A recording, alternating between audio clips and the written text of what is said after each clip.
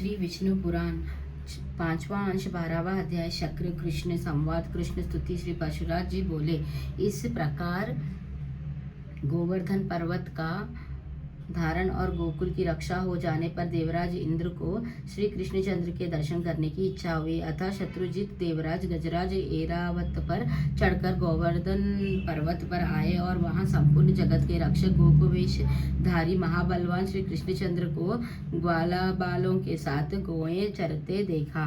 हे द्विज, उन्होंने यहाँ भी देखा कि पक्षी श्रेष्ठ गरुड़ अदृश्य भाव से उनके ऊपर रहकर अपने पंखों से उनकी छाया कर रहे हैं। तब वे ऐरावत से उतर पड़े और एकांत में श्री मधुसूदन की और प्रीतिपूर्वक दृष्टि फैलते हुए मुस्कुरा कर बोले। इंद्र ने कहा, हे श्री कृष्णचंद्र, मैं जिस लिए आपके पास आया हूँ वह सुनिए। हे महाबहु, आप इसे अन्यथा ना समझे। हे अखिलधार परमेश्वर, आपने पृथ्वी का भार उतारने के लिए ही पृथ्वी पर अवतार लिया है। यज्ञ भंग से विरोध मानकर ही मैंने गोकुल को नष्ट करने के लिए महामेघों को आज्ञा दी थी। उन्होंने यह संहार मचाया था, किंतु आपने पर्वत को उखाड़ कर गौओं को बचा लिया। हे वीर, आपके इस अद्भुत कर्म से मैं अति प्रसन्न हूँ। हे कृष्ण, आपने जो अपने एक हाथ पर गोवर्धन धारण किया है, इससे मैं देवताओं को प्रयोजन आपके द्वारा सिद्ध हुआ ही समझता हूँ। गोवंशीय रक्षा द्वारा आपसे रक्षित कामधेनु अति गौओं से प्रेरित होकर ही मैं आपका विशेष सत्कार करने के लिए यहाँ आपके पास आया हूँ। हे कृष्ण, अब मैं गौओं के वाक्य अनुसार ही आपका उपेंद्र पद पर अभिषेक करूंगा तथा आप गौओं के इंद्र स्वामी हैं, इसीलिए आपका नाम गोविंद भी होगा।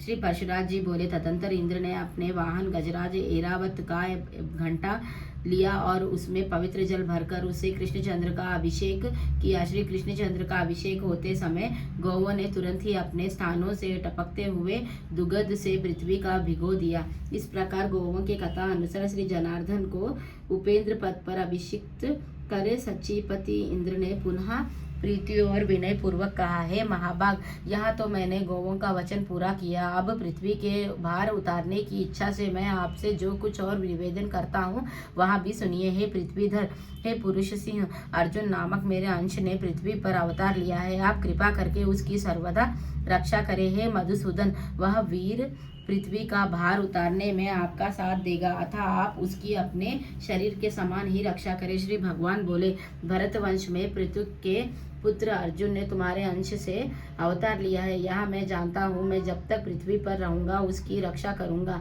हे शत्रुसूदन देवेंद्र, मैं जब तक महितल पर रहूंगा तब तक अर्जुन को युद्ध में कोई भी ना जीत सकेगा। हे देवेंद्र, विशाल भुजाओं वाला कंस नामक दैत्य अरिष्टसुर, केशी, कुवलयापीड़ और नरकासुर आदि अन्य दैत्यों का नाश होने पर यहाँ महाभारत युद्ध होगा। है सहस्त्रक्ष, उसी समय पृथ्वी का भार उतारा हुआ समझना। अब तुम प्रसन्नता पूर्वक जाओ। अपने पुत्र अर्जुन के लिए तुम किसी प्रकार की चिंता मत करो। मेरे रहते हुए अर्जुन का कोई भी शत्रु सफल ना हो सकेगा। अर्जुन के लिए ही मैं महाभारत के अंत में युधिष्ठिर आदि समस्त पांडवों को अक्षत शरीर से कुंती को दूंगा। श्री परशुराम जी बोले, कृष्णचंद्र के ऐसा कहने पर देवराज इंद्र उनका आलिंगन कर ऐरावत हाथी पर आरूढ़ हो स्वर्ग को चले गए। तदंतर कृष्णचंद्र भी गोपियों के दृष्टिपात से पवित्र हुए मार्ग द्वारा गोप कुमारों को और गौओं के साथ वज्र को लौट आए। इस प्रकार श्री विष्णु पुराण के 5वें अंश में 12वां अध्याय समाप्त। श्री विष्णु भगवान की जय। लक्ष्मी नारायण की जय।